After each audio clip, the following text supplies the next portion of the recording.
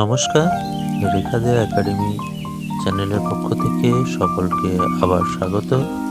আজ তোমাদের দেখাবো স্কাই কালারের ওয়ালের ওপর কিভাবে দুটি ম্যাকাও পাখি আঁকবো এবং কিছু গোলাপ ফুল, পাতা, প্রজাপতি এবং গাছের ডাল কিভাবে আঁকা যায় তোমাদেরকে ধীরে ধীরে দেখাবো।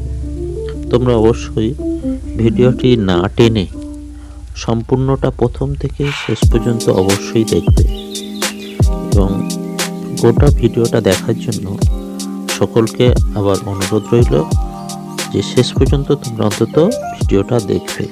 আর যারা নতুন তারা অবশ্যই চ্যানেলটা সাবস্ক্রাইব করে রাখবে এবং তার সঙ্গে বেল আইকনটা প্রেস করে রাখবে।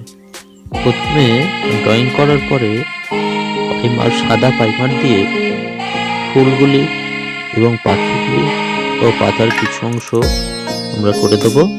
সেটা অবশ্যই সাদা পাইমার অথবা সাদা রং দিয়ে দেবো।